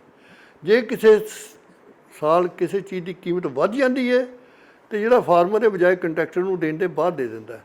ਜਿਹੜਾ ਲੀਗਲ ਫਰੇਮਵਰਕ ਆ ਉਹ ਨਾ ਫਾਰਮਰ ਨੂੰ ਪ੍ਰੋਟੈਕਟ ਕਰਦਾ ਤੇ ਨਾ ਉਹਨੂੰ ਪ੍ਰੋਟੈਕਟ ਕਰਦਾ। ਜੇ ਉਹ ਲੰਮਾ ਪ੍ਰੋਸੀਜਰ ਆ, ਉਹਦੇ 'ਚ ਨਾ ਫਾਰਮਰ ਪੈਣਾ ਚਾਹੁੰਦਾ, ਨਾ ਕੰਟਰੈਕਟਰ ਪੈਣਾ ਚਾਹੁੰਦਾ। ਉਹ ਇਸ ਵਜ੍ਹਾ ਆ ਕਿ ਪੰਜਾਬ ਦੇ ਵਿੱਚ ਇਹ ਬੜੀ ਵਧੀਆ ਚੱਲ ਸਕਦੀ ਸੀ, ਸਬਜ਼ੀਆਂ ਵਾਸਤੇ, ਫਲਾਂ ਵਾਸਤੇ ਬਹੁਤ ਸੋਹਣੇ ਚੱਲ ਸਕਦੇ ਸੀ ਕੰਟਰੈਕਟ ਫਾਰਮਿੰਗ, ਪਰ ਉਹ ਫੇਲ ਹੋ ਗਈ। ਕੰਟਰੈਕਟ ਫਾਰਮਿੰਗ ਨਹੀਂ ਚੱਲ ਰਹੀ। ਇਹ ਹੁਣ ਜਿਹੜਾ ਨਵਾਂ ਐਕਟ ਬਣਾਇਆ ਇਹਦੇ 'ਚ ਉਹਨਾਂ ਨੇ ਕੀਤਾ ਹੈ ਕਿ ਇਹਦਾ ਡਿਸਟ੍ਰਿਕਟ ਲੈਵਲ 'ਤੇ ਫੈਸਲਾ ਹੋ ਜਾਏਗਾ। ਪਹਿਲੋਂ ਇਹਦਾ ਆਰਬੀਟਰੇਟਰ ਫੈਸਲਾ ਕਰੇਗਾ, ਫਿਰ ਐਸਡੀਐਮ ਫੈਸਲਾ ਕਰੇਗਾ। ਜੇ ਫਿਰ ਵੀ ਨਹੀਂ ਹੁੰਦਾ ਤਾਂ ਅਪੀਲ ਕੀਤੀ ਜਾ ਸਕਦੀ ਹੈ। ਸੋ ਇਹ ਕੀ ਲੀਗਲ ਫਰੇਮ ਬਣਦਾ ਹੈ ਕਿ ਉਹਨੂੰ ਕਿਸ ਤਰ੍ਹਾਂ ਇੰਪਲੀਮੈਂਟ ਕਰਦੇ ਨੇ। ਹਾਂ, ਇਹਦੇ ਨਾਲ ਕਣਕ ਝੋਨੇ ਨੂੰ ਛੱਡ ਕੇ ਹੋਰ ਜਿਹੜੀਆਂ ਫਸਲਾਂ ਨੇ ਉਹਨਾਂ ਨੂੰ ਜਿਹੜਾ ਉਹ ਪ੍ਰਮੋਟ ਕੀਤਾ ਜਾ ਸਕਦਾ। ਜਿਸ ਤਰ੍ਹਾਂ ਪਿੱਛੇ ਗੌਰਮੈਂਟ ਨੇ ਇੱਕ ਪਾਲਿਸੀ ਬਣਾਈ, ਅਨਾਊਂਸ ਕੀਤੀ ਹੈ ਕਿ ਅਸੀਂ ਜੀ ਜੜੀਆਂ ਬੂਟੀਆਂ ਜਿਹੜੀਆਂ ਇਹਨਾਂ ਦੀ ਐਕਸਪੋਰਟ ਕਰਾਂਗੇ। ਜੀ ਬੜਾ ਪੋਟੈਂਸ਼ੀਅਲ ਵੀ ਹੈਗਾ, ਪਰ ਕੋਈ ਫਾਰਮਰ ਲਾਏਗਾ ਨਹੀਂ। ਲਾਏਗਾ ਇਸ ਕਰਕੇ ਨਹੀਂ ਕਿ ਮੈਂ ਵੇਚਾਂਗਾ, ਸਿਕਿਉਰਿਟੀ ਨਹੀਂ ਹੈ। ਸਿਕਿਉਰਿਟੀ ਨਹੀਂ। ਅੱਜ ਸਾਹਿਬ ਅਸੀਂ ਗੱਲ ਕਰੀਏ ਐਸੈਂਸ਼ੀਅਲ ਕਮੋਡਿਟੀ ਐਕਟ ਦੀ। ਇਹਨਾਂ ਨੇ ਗਵਰਨਮੈਂਟ ਨੇ ਅਨਾਜ, ਦਾਲਾਂ ਤੇ ਪਿਆਜ਼, ਆਲੂ, ਇਹਨਾਂ ਨੂੰ ਐਸੈਂਸ਼ੀਅਲ ਕਮੋਡਿਟੀ ਕੱਟਤਾ ਗਿਆ। ਇਹਦਾ ਕੀ ਅਸਰ ਪਏਗਾ? ਇਹਦਾ ਇਹ ਠੀਕ ਨਹੀਂ ਕੀਤਾ। ਇਹਨਾਂ ਚੀਜ਼ਾਂ ਨੂੰ ਨਹੀਂ ਕੱਟਣਾ ਚਾਹੀਦਾ। ਪੁਰਾਣਾ ਸਿਸਟਮ ਇਹ ਸੀ ਕਿ ਕੁਝ ਲਿਮਟ ਤੋਂ ਬਾਅਦ, ਸ਼ਾਇਦ 500 ਕੁਇੰਟਲ ਤੋਂ ਬਾਅਦ, ਨਾ ਕੋਈ ਟ੍ਰੇਡਰ ਨਾ ਕੋਈ ਫਾਰਮਰ ਆਪਣੇ ਘਰ ਦੇ ਵਿੱਚ ਉਹਨਾਂ ਚੀਜ਼ਾਂ ਨੂੰ ਸਟੋਰ ਨਹੀਂ ਕਰ ਸਕਦਾ, ਕਿਉਂਕਿ ਉਹਦੇ ਨਾਲ ਇਹ ਹੋ ਜਾਂਦਾ ਸੀ ਕਿ ਜੋ ਚੀਜ਼ਾਂ ਉਹ ਸਟੋਰ ਕਰ ਜਾਂਦੇ ਸੀ ਤੇ ਉਹਦੇ ਨਾਲ ਆਰਟੀਫਿਸ਼ੀਅਲ ਸਕੇਰਸਿਟੀ ਪੈਦਾ ਕਰਕੇ ਉਹਨਾਂ ਚੀਜ਼ਾਂ ਦੀ, ਤੇ ਉਹਨਾਂ ਦੀਆਂ ਕੀਮਤਾਂ ਬਹੁਤ ਉੱਚੀਆਂ ਲਾਈਆਂ ਜਾ ਸਕਦੀਆਂ ਸੀ। ਜਿਸ ਤਰ੍ਹਾਂ ਤੁਸੀਂ ਪਹਿਲਾਂ ਗੱਲ ਕੀਤੀ ਹੈ ਕਿ ਸਿਰਫ ਇੰਡੀਆ ਦੇ ਵਿੱਚ ਹੀ ਕਿਉਂ ਸਟੇਟ ਪ੍ਰੋਕਿਊਰਮੈਂਟ ਆ, ਇਹ ਗੌਰਮੈਂਟ ਦੀ ਨੈਸੈਸਿਟੀ ਆ, ਗੌਰਮੈਂਟ ਦੀ ਲੋੜ ਆ। ਗੌਰਮੈਂਟ 67% ਬੰਦਿਆਂ ਨੂੰ ਫੂਡ ਸਿਕਿਉਰਿਟੀ ਪ੍ਰੋਵਾਈਡ ਕਰਦੀ ਆ। ਜੇ ਉਹਨਾਂ ਕੋਲ ਬਫਰ ਸਟਾਕਸ ਮੇਨਟੇਨ ਹੈਗੇ ਨੇ ਤੇ ਤਾਂ ਹੀ 60% ਬੰਦਿਆਂ ਨੂੰ ਦੇ ਸਕਦੀ ਹੈ। ਜੇ ਉਹਨਾਂ ਕੋਲ ਨਾ ਹੋਣਗੇ ਬਫਰ ਸਟਾਕ ਤੇ ਫਿਰ ਉਹ ਨਹੀਂ ਦੇ ਸਕਦੀ। ਇੱਥੇ ਮੈਂ ਤੁਹਾਨੂੰ ਛੋਟੀ ਜਿਹੀ ਇੱਕ ਐਗਜ਼ਾਮਪਲ ਦੱਸਣਾ। 2007 ਦੇ ਵਿੱਚ ਗੌਰਮੈਂਟ ਨੇ ਅਲਾਓ ਕਰ ਦਿੱਤਾ ਸੀ ਪ੍ਰਾਈਵੇਟ ਟਰੇਡਰ ਨੂੰ ਕਿ ਤੁਸੀਂ ਕਣਕ ਖਰੀਦ ਲਓ, ਕਿਉਂਕਿ ਉਸ ਸਾਲ ਕਣਕ ਬਹੁਤ ਹੋਈ ਸੀ, ਸਟੋਰ ਵਾਸਤੇ ਜਗ੍ਹਾ ਨਹੀਂ ਸੀ ਹੈਗੀ ਗੌਰਮੈਂਟ ਕੋਲ। ਅਤੇ ਇੰਟਰਸਟਿੰਗ ਗੱਲ ਹੈ ਕਿ ਉਸ ਸਾਲ ਦੇ ਵਿੱਚ ਉਹਨਾਂ ਨੇ ਸਕਿਉਰਿਟੀ ਪੈਦਾ ਕਰ ਦਿੱਤੀ ਸੀ ਅਤੇ ਕਣਕ ਇੰਪੋਰਟ ਕਰਨੀ ਪਈ ਸੀ। ਇੰਡੀਆ 'ਚ ਉਦੋਂ 750 ਰੁਪਏ ਕੁਇੰਟਲ ਕਣਕ ਸੀ ਅਤੇ ਕਿਤੇ ਵੀ ਬਾਹਰ 10,000 ਰੁਪਏ ਤੋਂ ਥੱਲੇ ਨਹੀਂ ਸੀ ਮਿਲੀ। ਅਤੇ ਇਸੇ ਵਜ੍ਹਾ ਕਰਕੇ ਇੱਕੋ ਸਾਲ ਦੇ ਵਿੱਚ 250 ਰੁਪਏ ਕੀਮਤ ਜਿਹੜੀ ਹੈ ਉਹਦੇ ਵਧਾ ਕੇ ਕਣਕ ਦੀ ਕੀਮਤ 1000 ਰੁਪਏ ਕੀਤੀ ਗਈ ਸੀ। ਦੂਜੀ ਗੱਲ ਜਿਹੜੀ ਇਹ ਸਟੇਟ ਕਰਦੀ ਹੈ ਕਿ ਗੌਰਮੈਂਟ ਫਾਰਮਰ ਨੂੰ ਪ੍ਰੋਟੈਕਟ ਕਰਦੀ ਹੈ ਹਾਰਵੈਸਟਿੰਗ ਸੀਜ਼ਨ 'ਤੇ ਗੌਰਮੈਂਟ ਕੰਜ਼ਿਊਮਰ ਨੂੰ ਪ੍ਰੋਟੈਕਟ ਕਰਦੀ ਹੈ ਆਫ ਸੀਜ਼ਨ 'ਤੇ। ਜੇ ਆਫ ਸੀਜ਼ਨ ਦੇ ਉੱਤੇ ਗੌਰਮੈਂਟ ਕੋਲ ਸਟਾਕਸ ਬਣਨਗੇ ਜਿਹੜੇ ਸਟੇਟ ਪ੍ਰੋਕਿਊਰਮੈਂਟ 'ਤੇ ਨਿਰਭਰ ਕਰਦੇ ਨੇ, ਅਤੇ ਤਾਂ ਹੀ ਉਹ ਉਹਨਾਂ ਨੂੰ ਕੰਜ਼ਿਊਮਰ ਨੂੰ ਉਸ ਮਿਨੀਮਮ ਕੀਮਤ 'ਤੇ ਦੇ ਸਕਦੀ ਹੈ। ਜੇ ਉਹ ਟਰੇਡਰ 'ਤੇ ਛੱਡ ਦਿੱਤੀ ਗਈ ਤੇ ਟਰੇਡਰ ਉਹਨਾਂ ਨੂੰ ਐਕਸਪਲੋਇਟ ਕਰਨਗੇ। ਅਤੇ ਪ੍ਰੋਫੈਸਰ, ਜਿਵੇਂ ਇਹ ਕਿਸਾਨ ਇਹ ਗੱਲ ਚੱਲ ਰਹੀ ਹੈ ਵੀ ਜੇ ਕੁਝ ਘਰਾਣਿਆਂ ਦਾ ਕਬਜ਼ਾ ਹੋ ਜਾਏਗਾ ਸਾਰੀਆਂ ਐਸੈਂਸ਼ੀਅਲ ਕਮੋਡਿਟੀਜ਼ 'ਤੇ, ਤੁਸੀਂ ਵੀ ਉਹਨੇ ਕਿਹਾ ਵੀ ਉਹ ਆਪਣੀ ਮਰਜ਼ੀ ਨਾਲ ਸਟਾਕ ਕਰ ਸਕਣਗੇ। ਜਿਵੇਂ ਕਿ ਇਹ ਆਉਣ ਵਾਲੇ ਟਾਈਮ 'ਤੇ ਜਿਵੇਂ ਸਾਨੂੰ ਹੁਣ ਆਟਾ ਅਸੀਂ 30 ਰੁਪਏ, 28 ਰੁਪਏ, 25 ਰੁਪਏ ਤੋਂ ਲੈ ਕੇ 28-30 ਤੱਕ ਲੈ ਰਹੇ ਹਾਂ, ਇਹ ਸਾਨੂੰ ਬਹੁਤ ਮਹਿੰਗਾ ਖਰੀਦਣਾ ਪੈ ਸਕਦਾ ਹੈ। ਕਿਉਂਕਿ ਮੈਨੂੰ ਇੱਕ ਸਿਚੁਏਸ਼ਨ ਯਾਦ ਆ ਕਿ ਪੁਰਾਣੇ ਸਮੇਂ 'ਚ 1967 ਦੀ ਸ਼ਾਇਦ ਗੱਲ ਹੈ, ਧਰਮਵੀਰ ਜੀ ਗਵਰਨਰ ਹੁੰਦੇ ਸੀ ਪੰਜਾਬ ਦੇ, ਤੇ ਉਦੋਂ ਬਹੁਤ ਸਾਰੇ ਲੋਕਾਂ ਨੇ ਸਟਾਕ ਕਰਕੇ ਆਰਟੀਫਿਸ਼ੀਅਲ ਸਿਕਿਉਰਿਟੀ ਪੈਦਾ ਕੀਤੀ ਸੀ, ਜਿਹਦੇ ਨਾਲ ਕੀਮਤਾਂ ਡਬਲ ਹੋ ਗਈਆਂ ਸੀ ਆਟੇ ਦੀਆਂ, ਤੇ ਬਹੁਤ ਲੋਕਾਂ ਨੂੰ ਬੜੀ ਮੁਸ਼ਕਲ ਆਈ ਸੀ। ਜੇ ਇੱਦਾਂ ਦੀਆਂ ਇਜਾਜ਼ਤਾਂ ਦੇ ਦਿੱਤੀਆਂ ਜਾਣ ਜਿਹਦੇ ਨਾਲ ਤੁਸੀਂ ਜਿੰਨੀ ਮਰਜ਼ੀ ਕੁਆਂਟੀਟੀ ਸਟਾਕ ਕਰ ਸਕਦੇ ਹੋ, ਤੇ ਉਹ ਫਾਰਮਰ ਨੇ ਤਾਂ ਸਟਾਕ ਕਰਨੀ ਨਹੀਂ, ਉਹ ਰਿਟੇਲਰ ਜਿਹੜਾ ਛੋਟਾ ਉਹਨੇ ਵੀ ਸਟਾਕ ਨਹੀਂ ਕਰਨੀ, ਉਹ ਵੱਡੇ ਵਪਾਰੀਆਂ ਨੇ ਸਟਾਕ ਕਰਨੀ ਹੈ। ਮੈਂ ਤੁਹਾਨੂੰ ਇੱਕ ਬੜੀ ਇੰਟਰਸਟਿੰਗ ਐਗਜ਼ਾਮਪਲ ਦੱਸ ਦਿੰਦਾ ਇੱਥੇ ਕਿ ਫਾਰਮਰ ਦੀ ਪੋਜੀਸ਼ਨ ਜਿਹੜੀ ਹੈ ਉਹ ਬੜੀ ਪਿਛਲੇ ਸਮੇਂ ਤੋਂ ਕਮਜ਼ੋਰ ਪੋਜੀਸ਼ਨ ਇੰਡੀਆ ਦੇ ਸਾਰੇ ਇੰਡੀਆ 'ਚ ਗਿਣੀ ਜਾ ਰਹੀ ਹੈ। ਉਹਦੇ ਕੁਝ ਰੀਜ਼ਨ ਇਹ ਨੇ ਕਿ ਅੰਡਰ ਇੰਪਲੋਇਮੈਂਟ ਹੈ, ਓਵਰ ਪਾਪੂਲੇਸ਼ਨ ਹੈ ਐਗਰੀਕਲਚਰ ਦੇ ਵਿੱਚ। 60% ਬੰਦਾ ਐਗਰੀਕਲਚਰ ਲੱਗਾ, 14% ਸਾਰਾ ਉਹਨਾਂ ਦਾ ਹਿੱਸਾ ਆ ਕਿ ਨੈਸ਼ਨਲ ਇਨਕਮ ਦੇ ਵਿੱਚ। ਇਹਦਾ ਮਤਲਬ ਸਿੱਧਾ ਇਹ ਹੈ ਕਿ ਬਹੁਤ ਸਾਰੇ ਲੋਕ ਜਿਹੜੇ ਨੇ ਜਾਂ ਤਾਂ ਅੰਡਰ ਇੰਪਲਾਇਡ ਨੇ ਜਾਂ ਅਨਇੰਪਲਾਇਡ ਨੇ, ਉਹ ਲੋਕ ਬਾਹਰ ਸ਼ਿਫਟ ਹੋਣੇ ਚਾਹੀਦੇ ਨੇ। ਅੱਛਾ, ਜਦੋਂ ਮਤਲਬ ਇਹ ਤੁਹਾਡੀ ਜਿਹੜੀ ਆਪਣੀ ਹੈਗੀ ਹੈ ਇਹ ਤੁਸੀਂ ਛੱਡ ਦਿਓਗੇ ਸਾਰਾ, ਟ੍ਰੇਡਰ ਤੇ ਆਪਾਂ ਛੱਡ ਦਿੰਦੇ ਹਾਂ, ਤੇ ਟ੍ਰੇਡਰ ਜਿਹੜਾ ਉਹ ਜਿੱਥੇ ਫਾਰਮਰ ਨੂੰ ਐਕਸਪਲਾਈਟ ਕਰੇਗਾ ਉੱਥੇ ਕੰਜ਼ਿਊਮਰ ਨੂੰ ਜ਼ਿਆਦਾ ਕਰੇਗਾ, ਤੇ ਕੰਜ਼ਿਊਮਰ ਦੀ ਸਿਕਿਉਰਿਟੀ ਜਿਹੜੀ ਹੈ ਉਹ ਗੌਰਮੈਂਟ ਵਾਸਤੇ ਜ਼ਿਆਦਾ ਜ਼ਰੂਰੀ ਹੈ। ਸੋ ਗੌਰਮੈਂਟ ਨੂੰ ਕਦੀ ਵੀ ਇੱਦਾਂ ਦੀ ਸਿਚੁਏਸ਼ਨ ਕ੍ਰੀਏਟ ਨਹੀਂ ਕਰਨੀ ਚਾਹੀਦੀ ਕਿ ਉਹ ਆਪਣੇ ਜਿਹੜੇ ਬਫਰ ਸਟਾਕਸ ਨੇ ਉਹਨਾਂ ਨੂੰ ਘਟਾਉਣ ਵਾਸਤੇ ਪ੍ਰਾਈਵੇਟ ਟ੍ਰੇਡਰ ਨੂੰ ਅਲਾਉ ਕਰਦੇ। ਤੇ ਪਰਸ਼ਬ ਇਹਦਾ ਅਸੀਂ ਜੇ ਇਦਾਂ ਕਿਹਾ ਜਾਏ ਕਿ ਇਹ ਕਿਸਾਨਾਂ ਦਾ ਖੂਨ ਨਿਚੋੜਨ ਤੇ ਗਵਰਨਮੈਂਟ ਆਪਣੀ ਜ਼ਿੰਮੇਵਾਰੀ ਤੋਂ ਭੱਜਣ ਦਾ ਕਾਨੂੰਨ ਹੈ? ਨਹੀਂ, ਐਕਚੁਅਲੀ ਇਸ ਤਰ੍ਹਾਂ ਹੈ ਕਿ ਗੌਰਮੈਂਟ ਨੇ ਫਾਰਮਰ ਦੀ ਸਹੂਲਤ ਵਾਸਤੇ ਸਾਰੀ ਜੋ ਬਾਰ-ਬਾਰ ਕਲੇਮ ਕੀਤਾ ਜਾਂਦਾ ਕਿ ਅਸੀਂ ਫਾਰਮਰ ਦੀ ਵੈਲਫੇਅਰ ਵਾਸਤੇ ਕੀਤਾ ਜਾਂਦਾ। ਇਹਦੇ 'ਚ ਦੋ ਗੱਲਾਂ ਬੜੀਆਂ ਇੰਟਰਸਟਿੰਗ ਜਿਹੀਆਂ ਲੱਗਦੀਆਂ ਨੇ ਕਿ ਫਾਰਮਰ ਜਿੱਥੇ ਮਰਜ਼ੀ ਆਪਣੀ ਫਸਲ ਵੇਚ ਸਕਦਾ। ਵੇਖੋ, ਫਾਰਮਰ ਜਿਹੜਾ ਉਹ ਹਮੇਸ਼ਾ ਇੰਟਰਸਟਡ ਹੈ ਕਿ ਮੈਂ ਛੇਤੀ ਤੋਂ ਛੇਤੀ ਆਪਣੀ ਫਸਲ ਤੋਂ ਵਿਹਲਿਆ ਹੋਵਾਂ, ਡਿਸਪੋਜ਼ ਕਰਾਂ। ਉਹਨੇ ਇੱਥੋਂ ਫਸਲ ਚੁੱਕ ਕੇ ਦੂਰ ਤੇ ਜਾਣਾ ਕੀ ਹੈ, ਉਹਨੇ ਤਾਂ ਆਪਣੇ ਜਿਹੜਾ ਅੰਮ੍ਰਿਤਸਰ ਦਾ ਫਾਰਮਰ ਆ ਉਹ ਜੰਡਿਆਲੇ ਵੀ ਨਹੀਂ ਜਾ ਸਕਦਾ, ਜਿਹੜਾ ਜੰਡਿਆਲੇ ਦਾ ਫਾਰਮਰ ਆ ਉਹ ਰਈਏ ਜਾ ਕੇ ਵੇਚਣ ਨੂੰ ਵੀ ਪ੍ਰੈਫਰ ਨਹੀਂ ਕਰਦਾ। ਸੋ ਇੱਦਾਂ ਦੀ ਗੱਲ ਤੇ ਕੋਈ ਸਮਝ ਨਹੀਂ ਆਉਂਦੀ, ਇਹ ਬੇਅਰਥ ਜੀ ਗੱਲ ਆ। ਸੈਕੰਡਲੀ, ਫਾਰਮਰ ਜਿਹੜਾ ਟ੍ਰੇਡਰ ਨਹੀਂ ਬਣ ਸਕਦਾ, ਵਪਾਰੀ ਨਹੀਂ ਬਣ ਸਕਦਾ। ਉਹ ਤਾਂ ਇੱਕ ਆਪਣੀ ਚੀਜ਼ ਜਿਹੜੀ ਉਹਨੇ ਸਾਰੇ ਖਰਚੇ ਪੂਰੇ ਕਰਨੇ ਨੇ ਉਹਦੇ ਤੋਂ, ਸੋ ਉਹ ਨਹੀਂ ਇਹ ਅਫੋਰਡ ਕਰ ਸਕਦਾ। ਸੋ ਇਸ ਕਰਕੇ ਮੈਂ ਨਹੀਂ ਮਹਿਸੂਸ ਕਰਦਾ ਕਿ ਇਹਦੇ ਨਾਲ ਕੋਈ ਇਹਦਾ ਬੜਾ ਫਾਇਦਾ ਆ। ਪਰ ਸਰਕਾਰ ਨੂੰ ਚਾਹੀਦਾ ਹੈ ਕਿ ਜੇ ਸਰਕਾਰ ਜਿਨ੍ਹਾਂ ਦੇ ਫਾਇਦੇ ਵਾਸਤੇ ਗੱਲ ਕਰ ਰਹੀ ਆ, ਉਹ ਲੋਕ ਪ੍ਰੋਟੈਸਟ ਕਰ ਰਹੇ ਨੇ, ਉਹੀ ਨਾਰਾਜ਼ ਹੋ ਰਹੇ ਨੇ ਕਿ ਨਹੀਂ ਇਹ ਗਲਤ ਹੈ। ਜਿਨ੍ਹਾਂ ਦੇ ਫਾਇਦੇ ਵਾਸਤੇ ਗੌਰਮੈਂਟ ਕਲੇਮ ਕਰ ਰਹੀ ਹੈ ਕਿ ਅਸੀਂ ਤੁਹਾਡੇ ਫਾਇਦੇ 'ਚ ਕੰਮ ਕੀਤਾ, ਉਹ ਕਹਿੰਦੇ ਸਾਨੂੰ ਲੋੜ ਹੀ ਨਹੀਂ ਤੁਹਾਡੀ, ਅਤੇ ਉਹਨਾਂ ਨੂੰ ਬਰੋਬਰੀ ਕਿਉਂ ਦੇ ਰਹੀ ਆ?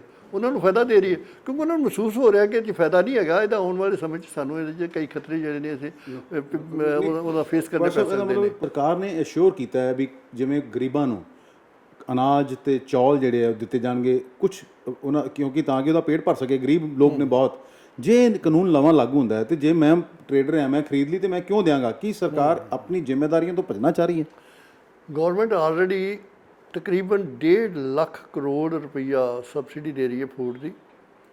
67% ਪਾਪੂਲੇਸ਼ਨ, ਜਿਹਦੇ 'ਚ 75% ਪੇਂਡੂ ਪਾਪੂਲੇਸ਼ਨ ਹੈ, 50% ਸ਼ਹਿਰੀ ਪਾਪੂਲੇਸ਼ਨ ਹੈ, ਉਹਨਾਂ ਨੂੰ ਸਸਤਾ ਕਣਕ ਅਤੇ ਝੋਨਾ ਜਿਹੜਾ ਹਰ ਸਾਲ ਹਰ ਮਹੀਨੇ ਪ੍ਰੋਵਾਈਡ ਕੀਤਾ ਜਾਂਦਾ ਹੈ। ਗੌਰਮੈਂਟ ਨੇ ਫੂਡ ਸਿਕਿਉਰਿਟੀ ਐਕਟ ਪਾਸ ਕੀਤਾ ਹੈ 2006 ਦਾ। ਸੋ ਜੇ ਉਹ ਤਾਂ ਹੀ ਸੰਭਵ ਆ ਜੇ ਗੌਰਮੈਂਟ ਪ੍ਰੋਕਿਓਰ ਕਰਦੀ ਹੈ ਇਹ ਚੀਜ਼ਾਂ ਜਿਹੜੀਆਂ ਪ੍ਰੋਵਾਈਡ ਕਰਦੀ ਹੈ, ਕਣਕ ਅਤੇ ਝੋਨਾ। ਅਤੇ ਜੇ ਉਹ ਚੀਜ਼ਾਂ ਟ੍ਰੇਡਰ ਨੇ ਆਪਣੇ ਅਕਾਊਂਟਾਂ ਆਪਣੇ ਗੋਦਾਮਾਂ ਦੇ ਵਿੱਚ ਲੱਖਾਂ ਟਨ ਜਮ੍ਹਾਂ ਕਰ ਲਏ, ਅਤੇ ਫਿਰ ਗੌਰਮੈਂਟ ਨੂੰ ਉਹਨਾਂ ਕੋਲ ਖਰੀਦਣੇ ਪੈਣਗੇ, ਜਿਹੜੇ ਫਿਰ ਉਹਨਾਂ ਨੂੰ ਉਸ ਕੀਮਤ 'ਤੇ ਨਹੀਂ ਦੇਣਗੇ ਜਿਹੜੀ ਕੀਮਤ 'ਤੇ ਗੌਰਮੈਂਟ ਨੇ ਲੋਕਾਂ ਨੂੰ ਦੇਣੀਆਂ ਨੇ, ਅਤੇ ਗੌਰਮੈਂਟ ਦੀ ਸਬਸਿਡੀ ਬਿੱਲ ਹੋਰ ਵਧੇਗਾ। ਸੋ ਇਹ ਜਿਹੜੀ ਚੀਜ਼ ਆ ਕਿ ਸਟੇਟ ਪ੍ਰੋਕਿਉਰਮੈਂਟ ਖਾਸ ਕਰਕੇ ਉਹਨਾਂ ਚੀਜ਼ਾਂ ਨੂੰ ਛੱਡ ਦੇ ਜਿਹੜੀਆਂ ਫੂਡ ਸਿਕਿਉਰਿਟੀ ਦਾ ਪਾਰਟ ਆ, ਇਹ ਇੱਕ ਗਲਤ ਸਟੈਪ ਹੋਏਗਾ, ਗਲਤ ਡਿਸੀਜ਼ਨ। ਅੱਛਾ ਪਰਸ਼ਬ, ਇੱਕ ਕੰਟਰੈਕਟ ਫਾਰਮਿੰਗ ਦੀ ਜਿਹੜੀ ਅਸੀਂ ਗੱਲ ਕਰੀਏ ਤੇ ਇਹਨੂੰ ਲੈ ਕੇ ਕਿਸਾਨ ਇਸ ਤਰ੍ਹਾਂ ਨਹੀਂ ਲੱਗਦਾ ਕਿ ਉਹਦੀ ਜ਼ਮੀਨ ਜਿਹੜੀ ਆ ਉਹ ਆਪਣੀ ਜ਼ਮੀਨ ਤੇ ਆਪ ਹੀ ਮਜ਼ਦੂਰ ਬਣ ਜਾਏਗਾ? ਨਹੀਂ, ਇਸ ਤਰ੍ਹਾਂ ਦੀ ਵੈਸੇ ਗੱਲ ਨਹੀਂ ਹੈਗੀ। ਵੈਸੇ ਇਹਨਾਂ ਤਿੰਨਾਂ ਐਕਟਾਂ ਦੇ ਵਿੱਚੋਂ ਜਿਹੜਾ ਮੇਰੀ ਓਪੀਨੀਅਨ 'ਚ, ਆਈ ਮੇ ਬੀ ਰੋਂਗ, ਮੇਰੀ ਓਪੀਨੀਅਨ 'ਚ ਕੰਟਰੈਕਟ ਫਾਰਮਿੰਗ ਬੜੀ ਚੰਗੀ ਚੀਜ਼ ਹੈ। ਖਾਸ ਕਰਕੇ ਕਣਕ ਝੋਨੇ ਤੋਂ ਇਲਾਵਾ ਜਿਹੜੀਆਂ ਹੋਰ ਪੇਇੰਗ ਕਰਾਪਸ ਨੇ ਉਹਦੇ 'ਚੋਂ ਜ਼ਰੂਰ ਇੰਟਰੋਡਿਊਸ ਹੋਣੀ ਚਾਹੀਦੀ ਹੈ। ਪਰ ਉਹਦੀ ਯਕੀਨ ਦਹਾਨੀ ਕਰਾਉਣੀ ਜਿਹੜੀ ਹੈ, ਯਕੀਨ ਕਰਾਉਣਾ ਫਾਰਮਰ ਦਾ ਕਿ ਤੂੰ ਆਹ ਚੀਜ਼ਾਂ ਬੀਜ, ਮੈਂਥਾ ਬੀਜ, ਅਤੇ ਜਿਹੜੀਆਂ ਦੂਜੀਆਂ ਆਪਣੀਆਂ ਹਰਬਸ ਨੇ ਉਹ ਬੀਜ, ਤੂੰ ਆਪਣਾ ਫਲਾਂ ਦੀਆਂ ਸਬਜ਼ੀਆਂ ਬੀਜ, ਤੂੰ ਸਬਜ਼ੀਆਂ ਬੀਜ। ਇਹ ਚੀਜ਼ਾਂ ਜਿਹੜੀਆਂ ਨੇ ਕੰਟਰੈਕਟਰ ਜਿਹੜਾ ਇਸ ਚੀਜ਼ ਦੀਆਂ ਕੀਮਤਾਂ 'ਤੇ ਖਰੀਦੇਗਾ, ਉਹ ਬਹੁਤ ਹੀ ਵਧੀਆ ਚੀਜ਼ ਆ। ਉਹਦੇ ਨਾਲ ਇੰਪਲੋਇਮੈਂਟ ਪ੍ਰਮੋਟ ਹੋਏਗੀ, ਉਹਨਾਂ ਇਨਕਮ ਫਾਰਮਰ ਦੀ ਪ੍ਰਮੋਟ ਹੋਏਗੀ। ਪਰ ਉਹ ਤਾਂ ਜੇ ਇਹਦੇ ਵਾਸਤੇ ਲੀਗਲ ਫਰੇਮਵਰਕ ਜਿਹੜਾ ਉਹ ਇਦਾਂ ਦਾ ਐਫੀਸ਼ੀਐਂਟ ਬਣਦਾ ਹੈ ਵੀ ਜੇ ਕੋਈ ਝਗੜਾ ਵੀ ਪੈਦਾ ਹੋ ਜਾਂਦਾ ਨਾ ਤੇ ਉਹ ਹਫ਼ਤੇ 10 ਦਿਨਾਂ ਦੇ ਵਿੱਚ ਸੈਟਲ ਹੋ ਜੇ। ਉਹ ਇਹ ਨਹੀਂ ਕਿ ਝਗੜਾ ਜਿਸ ਤਰ੍ਹਾਂ ਕੋਰਟ ਦੇ ਝਗੜੇ ਨੇ ਸਾਲਾਂ ਤੋਂ ਵੱਧ ਲੱਗੇ ਜਾਣ, ਕਿਉਂਕਿ ਇਹ ਪਿਛਲੇ ਸਮੇਂ 'ਚ ਕਾਮਯਾਬ ਨਹੀਂ ਹੋਇਆ। ਜੇ ਕਾਮਯਾਬ ਹੋ ਜੇ, ਕਿਉਂਕਿ ਇਹ ਕਣਕ ਝੋਨੇ ਵਾਸਤੇ ਤਾਂ ਹੋਣਾ ਨਹੀਂ, ਇਹ ਹੋਰਨਾਂ ਫਸਲਾਂ ਵਾਸਤੇ ਹੋਣਾ ਹੈ। ਹੋਰਨਾਂ ਫਸਲਾਂ ਨੂੰ ਪ੍ਰਮੋਟ ਕਰਨ ਵਾਸਤੇ, ਡਾਈਵਰਸੀਫਿਕੇਸ਼ਨ ਬਣਾਉਣ ਵਾਸਤੇ, ਇਨਕਮ ਵਧਾਉਣ ਵਾਸਤੇ ਕੰਟੈਕਟ ਫਾਰਮਿੰਗ ਬੜੀ ਯੂਜ਼ਫੁਲ ਹੋ ਸਕਦੀ ਆ। ਪਰ ਉਹਦੇ ਇੱਕੋ ਹੀ ਗੱਲ ਜਿਹੜਾ ਮੈਕੈਨਿਜ਼ਮ ਜਿਹੜਾ ਉਹਦੇ ਵਾਸਤੇ ਬਣਨਾ ਚਾਹੀਦਾ ਕਿ ਉਹਦਾ ਲੀਗਲ ਫਰੇਮਵਰਕ ਇੰਨਾ ਸਟਰੋਂਗ ਬਣਾਉਣਾ ਚਾਹੀਦਾ ਆ ਕਿ ਜੇ ਕੀਮਤ ਘਟ ਵੀ ਜਾਏ ਤੇ ਫਿਰ ਵੀ ਫਾਰਮਰ ਜਿਹੜਾ ਆ ਉਹ ਸ਼ੋਰ ਹੋਏ ਵੀ ਮੈਨੂੰ ਮੇਰੀ ਚੀਜ਼ ਜਿਹੜੀ ਵੇਚ ਜਾਣੀ ਹੈ। ਜੇ ਕੀਮਤ ਵੱਧ ਵੀ ਜਾਏ ਤੇ ਕੰਟਰੈਕਟਰ ਸ਼ੋਰ ਹੋਏ ਕਿ ਫਾਰਮਰ ਬਾਹਰ ਨਹੀਂ ਵੇਚੇਗਾ। ਇਹ ਸਿਸਟਮ ਇੱਦਾਂ ਦਾ ਬਣਨਾ ਚਾਹੀਦਾ, ਜ਼ਰੂਰੀ ਆ, ਇਹਦੇ ਨਾਲ ਫਾਇਦਾ ਹੋਏਗਾ। ਤੇ ਪਰ ਜੇ ਅਸੀਂ ਗੱਲ ਜਿਵੇਂ ਅਸ਼ੋਰਡ ਮਾਰਕੀਟਿੰਗ ਦੀ ਗੱਲ ਕੀਤੀ ਜਾ ਰਹੀ ਹੈ, ਇਹ ਫਸਲ ਦਾ ਭਾਅ ਪਹਿਲੇ ਤੈਅ ਹੋ ਜਾਏਗਾ, ਤੇ ਫਿਰ ਇਹਦਾ ਵਿਰੋਧ ਕਿਉਂ ਹੋ ਰਿਹਾ ਨਾ, ਕਿਉਂ ਵਿਰੋਧ ਕਰ ਰਿਹਾ? ਦੇਖੋ, ਫਸਲ ਦਾ ਭਾਅ ਤੇ ਜਿਹੜਾ ਤੈਅ ਆਲਰੇਡੀ 23 ਚੀਜ਼ਾਂ ਦਾ ਹੋ ਰਿਹਾ। 23 ਚੀਜ਼ਾਂ ਜਿਹੜੀਆਂ ਨੇ, ਹੁਣ ਵੇਖੋ ਦਾਲਾਂ ਨੇ, ਇੰਡੀਆ ਲਾਰਜੈਸਟ ਕੰਜ਼ਿਊਮਰ ਹੈ ਦਾਲਾਂ ਦਾ, ਇੰਡੀਆ ਲਾਰਜੈਸਟ ਪ੍ਰੋਡਿਊਸਰ ਵੀ ਹੈ ਤੇ ਲਾਰਜੈਸਟ ਇੰਪੋਰਟਰ ਵੀ ਹੈ ਨਾਲ ਹੀ। ਇਹੋ ਹਾਲ ਹੀ ਤੇਲਾਂ ਦੇ ਬੀਜਾਂ ਦਾ, ਕਿਉਂਕਿ ਪਾਪੂਲੇਸ਼ਨ 130 ਕਰੋੜ ਦੀ ਪਾਪੂਲੇਸ਼ਨ ਆ, ਉਹਦੀਆਂ ਲੋੜਾਂ ਪੂਰੀਆਂ ਨਹੀਂ ਹੁੰਦੀਆਂ। ਤੇਲਾਂ ਦੇ ਬੀਜ ਵੀ ਬਾਹਰੋਂ ਮੰਗਾਏ ਜਾਂਦੇ ਨੇ, ਬੜੀਆਂ ਉੱਚੀਆਂ ਕੀਮਤਾਂ 'ਤੇ ਮੰਗਾਏ ਜਾਂਦੇ ਨੇ। ਜਿਹੜੇ ਖਦਸ਼ੇ ਨੇ ਉਹ ਇਹ ਨੇ ਕਿ ਕੀਮਤਾਂ ਦੇ ਅਨਾਊਂਸ, ਅੱਜ ਤਰ੍ਹਾਂ ਮੈਂ ਤੁਹਾਨੂੰ ਪਹਿਲੋਂ ਐਗਜ਼ਾਮਪਲ ਦਿੱਤੀ ਹੈ ਕਿ ਯੂਪੀ ਦੇ ਵਿੱਚ ਵੀ ਮੰਡੀਆਂ ਦੇ ਵਿੱਚ ਗੌਰਮੈਂਟ ਅਨਾਊਂਸ ਕਰਦੀ ਹੈ ਕਿ ਅਸੀਂ ਸਾਰੇ ਯੂਪੀ 'ਚੋਂ ਕਣਕ ਖਰੀਦ ਰਹੇ ਹਾਂ, ਪਰ ਕਈ ਮੰਡੀਆਂ 'ਚ ਨਹੀਂ ਜਾਂਦੀ। ਜੇ ਗੌਰਮੈਂਟ ਦੇ ਅਫੀਸ਼ੀਅਲ ਪ੍ਰਾਈਵੇਟ ਮੰਡੀਆਂ 'ਚ ਨਾ ਗਏ ਤੇ ਅਨਾਊਂਸਮੈਂਟ ਆਫ ਜਿਹੜੀ ਕੀ ਹੈਗੀ ਹੈ ਮਿਨੀਮਮ ਸਪੋਰਟ ਪ੍ਰਾਈਸ, ਉਹਦਾ ਕੋਈ ਅਰਥ ਨਹੀਂ ਰਹਿ ਜਾਏਗਾ। ਕਿਉਂਕਿ ਜਿਹੜੀ ਚੀਜ਼ ਨੂੰ ਖਰੀਦੀ ਨਹੀਂ ਗੌਰਮੈਂਟ, ਉਹਨਾਂ ਦੀ ਮਿਨੀਮਮ ਸਪੋਰਟ ਪ੍ਰਾਈਸ ਦਾ ਕੋਈ ਏਡਾ ਮਤਲਬ ਨਹੀਂ ਰਹਿ ਜਾਂਦਾ। ਅਜੇ ਤੱਕ ਤਾਂ ਸਿਰਫ ਕਣਕ ਝੋਨੇ ਖਰੀਦੀਆਂ ਨੇ, ਦੂਜੀਆਂ ਫਸਲਾਂ ਵੈਸੇ ਹੀ ਨਹੀਂ ਖਰੀਦ ਰਹੀਆਂ। ਤੇ ਜੇ ਕਿਤੇ ਇਹ ਵੀ ਖਰੀਦੀਆਂ ਛੱਡ ਦੇਣਗੀਆਂ ਤੇ ਉਹਦੇ 'ਚ ਫਾਰਮਰ ਦਾ ਜਿਹੜਾ ਨੁਕਸਾਨ ਤਾਂ ਹੋਣਾ ਹੀ ਹੋਣਾ। ਉਹ 'ਚ ਗੌਰਮੈਂਟ ਦੀ ਵੀ ਬੜੀ ਵੱਡੀ ਲਾਇਬਿਲਿਟੀ ਬਣ ਜਾਣੀ ਹੈ, ਜਿਹੜੀ ਉਹ ਗੌਰਮੈਂਟ ਦੇ ਜਾਂ ਆਪਣੇ ਦੇਸ਼ ਦੇ ਹਿੱਤ ਦੀ ਗੱਲ ਨਹੀਂ ਹੋਏਗੀ। ਅੱਛਾ ਭਾਈ ਸਾਹਿਬ, ਤੁਹਾਨੂੰ ਲੱਗਦਾ ਕਿ ਇਹ ਜਲਦਬਾਜ਼ੀ ਕੀਤੀ ਗਈ ਕਾਨੂੰਨ ਲਿਆਉਣ 'ਚ, ਤੇ ਇਹਦੇ 'ਤੇ ਡਿਸਕਸ਼ਨ ਹੋਣੀ ਚਾਹੀਦੀ ਸੀ? ਫਾਰਮਰਸ ਨੂੰ ਸਮਝਾਉਣਾ ਚਾਹੀਦਾ ਸੀ ਵੀ ਕਿਵੇਂ ਤੁਹਾਡੇ ਫਾਇਦੇ ਵਾਸਤੇ ਤੇ ਕਿਵੇਂ ਨੁਕਸਾਨ ਲਈ ਹੈ। ਦੇਖੋ, ਗੌਰਮੈਂਟ ਦਾ ਆਬਜੈਕਟਿਵ ਹੀ ਹੁੰਦਾ ਟੂ ਪ੍ਰਮੋਟ ਵੈਲਫੇਅਰ। ਜਿਨ੍ਹਾਂ ਲੋਕਾਂ ਦੀ ਵੈਲਫੇਅਰ ਪ੍ਰਮੋਟ ਕਰਨੀ ਹੈ ਉਹਨਾਂ ਨੂੰ, ਫਾਰਮਰਸ ਨੂੰ, ਟ੍ਰੇਡ ਯੂਨੀਅਨਾਂ ਨੂੰ ਵੀ ਸੱਦ ਲੈਂਦੇ, ਆੜ੍ਹਤੀਆਂ ਨੂੰ ਵੀ ਸੱਦ ਲੈਂਦੇ, ਐਗਰੀਕਲਚਰ ਐਕਸਪਰਟ ਵੀ ਸੱਦਦੇ, ਯੂਨੀਵਰਸਿਟੀਆਂ ਦੇ ਜਿਹੜੇ ਐਗਰੀਕਲਚਰ ਨਾਲ ਸੰਬੰਧਿਤ ਲੋਕ ਨੇ ਉਹਨਾਂ ਨੂੰ ਵੀ ਸੱਦਦੇ, ਐਗਰੀਕਲਚਰ ਜਿਹੜੇ ਨੀਤੀ ਬਣਾਉਣ ਵਾਲੇ ਨੇ, ਨੀਤੀ ਯੋਗ ਦੇ ਵਿੱਚ ਉਹਨਾਂ ਨੂੰ ਵੀ ਬੁਲਾਉਂਦੇ। ਅਤੇ ਇਹਦੇ 'ਤੇ ਥਾਰੋ ਡਿਸਕਸ਼ਨ ਕਰਕੇ ਉਹ ਚੀਜ਼ਾਂ, ਜਿਸ ਤਰ੍ਹਾਂ ਮੈਂ ਤੁਹਾਨੂੰ ਦੱਸਣ ਡਿਆ ਕਿ ਹਾਂ ਕੰਟੈਕਟ ਫਾਰਮਿੰਗ ਯੂਜ਼ਫੁਲ ਹੈ, ਇਸ ਤਰ੍ਹਾਂ ਉਹ ਚੀਜ਼ਾਂ ਅੱਗੇ ਲਿਆਂਦੀਆਂ ਜਾਂਦੀਆਂ, ਉਹ ਚੀਜ਼ਾਂ ਨੂੰ ਇੰਪਲੀਮੈਂਟ ਕੀਤਾ ਜਾਂਦਾ ਜਿਹੜੀਆਂ ਫਾਰਮਰ ਦੇ ਹਿੱਤ ਦੀਆਂ ਗੱਲਾਂ ਹੁੰਦੀਆਂ ਅਤੇ ਦੇਸ਼ ਦੇ ਹਿੱਤ ਦੀਆਂ ਗੱਲਾਂ। ਵੇਖੋ, ਨਿਰੇ ਫਾਰਮਰ ਦੇ ਹਿੱਤ ਦੀ ਗੱਲ ਨਾ, ਤੁਸੀਂ ਆਪਣੇ ਕੰਜ਼ਿਊਮਰ ਦੇ ਹਿੱਤ ਦੀ ਵੀ ਗੱਲ ਕਰੀਏ ਨਾ। ਜੇ ਫਾਰਮਰ ਦਾ ਹਿੱਤ ਅਸੀਂ ਪਾਲਦੇ ਹਾਂ ਅਤੇ ਨਾਲ ਕੰਜ਼ਿਊਮਰ ਦਾ ਹਿੱਤ ਵੀ ਤਾਂ ਹੀ ਆ ਜੇ ਕੰਜ਼ਿਊਮਰ ਨੂੰ ਸਸਤੀ ਚੀਜ਼ਾਂ ਮਿਲਦੀਆਂ ਨੇ। ਜੇ ਕੰਜ਼ਿਊਮਰ ਨੂੰ ਕਣਕ ਜਿਹੜੀ ਹੈ ਡਬਲ ਕੀਮਤ 'ਤੇ ਮਿਲਣ ਲੱਗ ਪਈ ਇਨ ਫਿਊਚਰ ਦੇ ਵਿੱਚ, ਅਤੇ ਉਹ ਦੇਸ਼ ਦੇ ਹਿੱਤ ਦੀ ਗੱਲ ਵੀ ਨਹੀਂ ਹੈਗੀ। ਇਹ ਦੋਵੇਂ ਗੱਲਾਂ ਜਿਹੜੀਆਂ ਨੇ, ਫਾਰਮਰ ਦੇ ਹਿੱਤ ਦੀ ਗੱਲ ਵੀ ਅਤੇ ਕੰਜ਼ਿਊਮਰ ਦੇ ਹਿੱਤ ਦੀ ਗੱਲ ਵੀ, ਤਾਂ ਹੀ ਹੋ ਸਕਦੀ ਹੈ ਜੇ ਗੌਰਮੈਂਟ ਆਪਣੇ ਬਫਰ ਸਟਾਕਸ ਜਿਹੜੇ ਨੇ ਮੇਨਟੇਨ ਕਰਕੇ ਰੱਖੇ, ਉਹਨਾਂ 'ਚ ਕਦੀ ਕੋਈ ਕਮੀ ਨਾ ਆਉਣ ਦੇ। ਅਤੇ ਇਹ ਜਿਹੜੀ ਇਹਦੀ ਵੇਖੋ, ਗੌਰਮੈਂਟ ਇੰਟਰਫੇਅਰ ਕਰ ਸਕਦੀ ਹੈ, ਹਰ ਕੰਮ ਦੇ ਵਿੱਚ ਇੰਟਰਫੇਅਰ ਕਰ ਸਕਦੀ ਆ। ਉਹ ਇਹਦੇ ਨਾਲ ਪਰਸੋਂ ਇੱਕ ਸਵਾਲ ਹੈ ਜੀ, ਜਿਵੇਂ ਹਰ ਸਾਲ ਕਿੰਨਾ ਅਨਾਜ ਬਰਬਾਦ ਹੋ ਜਾਂਦਾ ਹੈ, ਗਵਰਨਮੈਂਟ ਉਹਨੂੰ ਪ੍ਰੋਕਿਓਰ ਨਹੀਂ ਕਰ ਪਾ ਰਹੀ, ਇਹ ਵੀ ਇੱਕ ਰੀਜ਼ਨ ਹੈ ਵੀ ਸਰਕਾਰ ਆਪਣੇ ਇਸ ਚੀਜ਼ ਤੋਂ ਪੱਲਾ ਝਾੜਨਾ ਚਾਹੁੰਦੀ ਹੈ। ਪੱਲਾ ਝਾੜ, ਵੇਖੋ ਇਹ ਆ ਵੀ ਇਹ ਤੁਹਾਡੀ ਗੱਲ ਬਿਲਕੁਲ ਸੱਚ ਆ ਕਿ ਕਣਕ ਦੇ ਝੋਨੇ ਦਾ ਸਟਾਕ ਬਹੁਤ ਸਾਰਾ ਖਰਾਬ ਹੋ ਜਾਂਦਾ ਹਰ ਸਾਲ ਹੀ, ਸਟਾਕ ਇੰਨਾ ਜ਼ਿਆਦਾ। ਉਹਦੇ ਹੁਣ ਪ੍ਰੋਬਲਮ ਕੀ ਆ ਰਹੀ ਆ? ਪ੍ਰੋਬਲਮ ਇਹ ਆ ਰਹੀ ਆ ਕਿ ਕਣਕ ਦੀ ਕੀਮਤ ਜਿਹੜੀ ਹੈ ਬਾਹਰਲੇ ਮੁਲਕਾਂ ਦੇ ਵਿੱਚ ਇੰਡੀਆ ਨਾਲੋਂ ਘੱਟ ਆ, ਇਸ ਕਰਕੇ ਉਹ ਐਕਸਪੋਰਟ ਨਹੀਂ ਹੋ ਸਕਦੀ। ਠੀਕ ਆ, ਜਿਹੜੀ ਝੋਨੇ ਦੀ ਆ ਚੌਲ ਪਹਿਲਾਂ ਐਕਸਪੋਰਟ ਦੀ ਇਜਾਜ਼ਤ ਨਹੀਂ ਸੀ ਹੁੰਦੀ, ਸਿਰਫ ਬਾਸਮਤੀ ਦੀ ਇਜਾਜ਼ਤ ਸੀ। ਇਹ 2007 ਦੇ ਵਿੱਚ ਜਦੋਂ ਬਹੁਤ ਜ਼ਿਆਦਾ ਡਿਮਾਂਡ ਆਈ ਬਾਹਰੋਂ ਬਾਸਮਤੀ ਦੀ, ਅਤੇ ਬਾਸਮਤੀ ਦੀ ਡਿਮਾਂਡ ਪੂਰੀ ਨਾ ਹੋਈ, ਅਤੇ ਕਈ ਜਿਹੜੀਆਂ ਹੋਰ ਝੋਨੇ ਦੀਆਂ ਵੈਰਾਇਟੀ ਸਨ ਜਿਹੜੀਆਂ ਬਾਸਮਤੀ 'ਤੇ ਨਹੀਂ ਸਨ ਪਰ ਬਾਸਮਤੀ ਵਰਗੀਆਂ ਲੱਗਦੀਆਂ ਸਨ, ਉਹ ਲੋਕ ਬਾਹਰ ਦੇ ਇੰਪੋਰਟਰ ਤਿਆਰ ਹੋ ਗਏ ਖਰੀਦਣ ਨੂੰ। ਅਤੇ ਕਮਰਸ ਮਿਨਿਸਟਰੀ ਨੇ ਅਲਾਓ ਕਰ ਦਿੱਤਾ ਕਿ ਹਾਂ ਤੁਸੀਂ ਇਹ ਜਿਹੜੀਆਂ ਝੋਨੇ ਦੀਆਂ ਵੈਰਾਇਟੀ ਨੇ ਵੀ ਵੇਚ ਸਕਦੇ ਹੋ। ਕਿਉਂ ਨਹੀਂ ਸੀ ਅਲਾਓ ਕਰਦੀ ਗੌਰਮੈਂਟ? ਇਸ ਕਰਕੇ ਕਿ ਸਟਾਕਸ ਨਾ ਘੱਟ ਜਾਣ, ਫੂਡ ਸਿਕਿਉਰਿਟੀ ਇਫੈਕਟ ਨਾ ਹੋਏ, ਇਸ ਕਰਕੇ ਨਹੀਂ ਸੀ ਕਰਦੇ।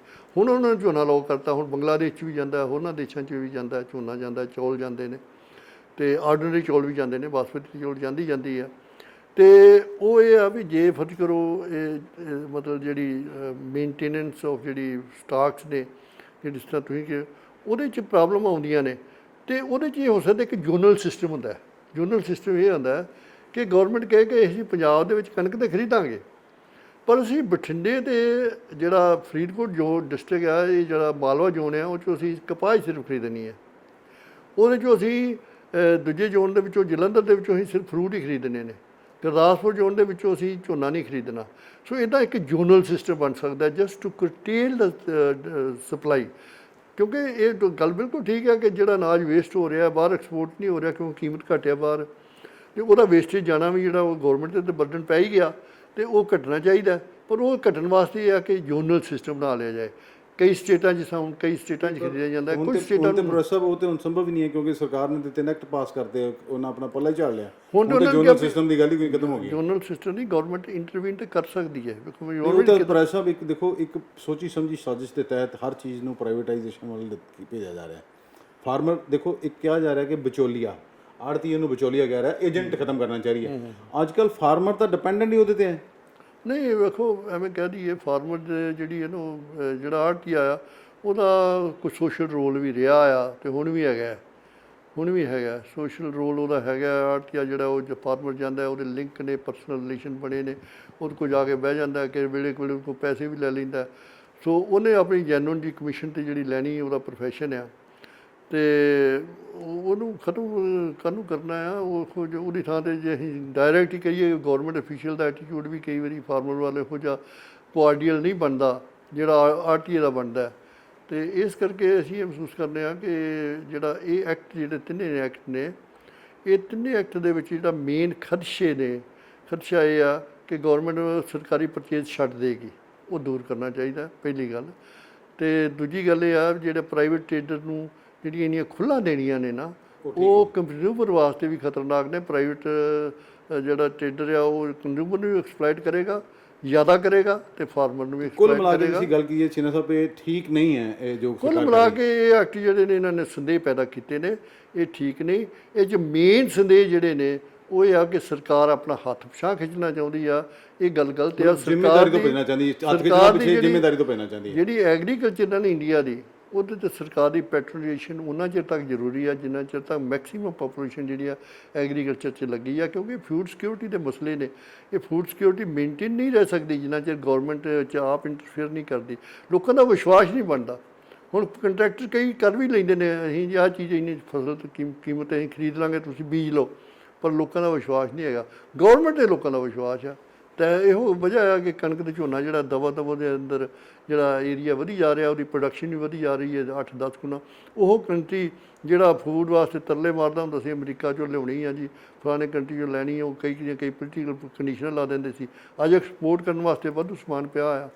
ਸੋ ਇਹ ਗੌਰਮੈਂਟ ਨੂੰ ਆਪਣੀ ਪੈਟਰੋਨਾਈਜੇਸ਼ਨ ਨਹੀਂ ਛੱਡਣੀ ਚਾਹੀਦੀ। ਅਤੇ ਮੈਂ ਇੱਥੇ ਨਾਲ ਇੱਕ ਇਹ ਵੀ ਗੱਲ ਐਡ ਕਰਾਂਗਾ ਕਿ ਉਹਨਾਂ ਕੰਟਰੀਆਂ 'ਚ ਜਿਨ੍ਹਾਂ 'ਚ 1.5% ਪਾਪੂਲੇਸ਼ਨ ਸਿਰਫ ਐਗਰੀਕਲਚਰ ਡਿਪੈਂਡ ਕਰਦੀ ਹੈ, ਉਹਨਾਂ ਕੰਟਰੀਆਂ ਦੇ ਵਿੱਚ ਵੀ ਐਗਰੀਕਲਚਰ ਨੂੰ ਗੌਰਮੈਂਟ ਇਗਨੋਰ ਨਹੀਂ ਕਰਦੀ, ਕਿਉਂਕਿ ਉਹ ਫੂਡ ਅਸੈਂਸ਼ੀਅਲ ਕਮੋਡਿਟੀ ਆ। ਇਹਨੂੰ ਕਦੀ ਵੀ ਕੋਈ ਗੌਰਮੈਂਟ ਜਿਹੜੀ ਸਿਆਣੀ ਗੌਰਮੈਂਟ ਆ, ਉਹ ਕਦੀ ਇਸ ਤਰ੍ਹਾਂ ਨਹੀਂ ਚਾਹੇਗੀ ਕਿ ਉਹਨੂੰ लोगों से छड़ देता जाए प्राइवेट। चीना साहब थोड़ा बहुत बहुत धन्यवाद। ये थे एग्रीकल्चर एक्सपर्ट जो हैं डॉक्टर सरबजीत सिंह छीना। यहाँ पर खालसा कॉलेज एग्रीकल्चर जो है डिपार्टमेंट है वहाँ पर डीन भी रह चुके हैं। इन्होंने बताया कि ये जो तीनों बिल लाए गए हैं कुल मिलाकर सरकार की ओर से, ये किसानों के हित में तो बिल्कुल नहीं है और कंज्यूमर के फ़ायदे में भी नहीं है। पहले 23 जो हैं फसलें ऐसी हैं जिन्हें समर्थन मूल्य देकर सरकार ये एश्योर करती है कि हम इसे खरीदेंगे, लेकिन उन दूसरी केवल एक धान और अनाज गेहूं के अलावा कोई भी चीज़ को सरकार खरीदती नहीं है, जिस कारण फार्मर जो है वो उस मजबूर है कि वो सिर्फ वही चीज़ें बेचता है। धान बीजता है, वो धान की बिजाई करता है और इसकी गेहूं की बिजाई करता है, क्योंकि वो आसानी से बिक जाती हैं। यदि वह कोई और फसल बीजता है तो वो बिकती नहीं है, जिससे फार्मर का नुकसान होता है और वह इतना इकोनॉमिकली इतना साउंड, फाइनेंशियली इतना साउंड नहीं है कि वो फसल अपनी रख कर ये देखे कि एक महीना यदि उसकी फसल नहीं बिकती है तो वो तो बर्बाद होने के कगार पर पहुंच जाता है। कुल मिलाकर केंद्र सरकार इस अपनी जिम्मेदारी से भागने लगी है। यदि वाकई में वो कुछ सरकार किसानों के फ़ायदे में कुछ करना चाहती है तो पहले किसान संगठनों, एग्रीकल्चर एक्सपर्ट और जो भी उन्हें बिठाकर एक नीति तैयार करनी चाहिए थी और जो संदेह उसमें होते उन्हें पैदा करना चाहिए, दूर किया जाना चाहिए था। ये ऐसे नहीं कि राज्यसभा से पहले ही 3 ऑर्डिनेंस लाए जाते और उन्हें पास कर दिया जाता। अमृतसर से D4 न्यूज़ के लिए दीपक भंडारी की खास रिपोर्ट।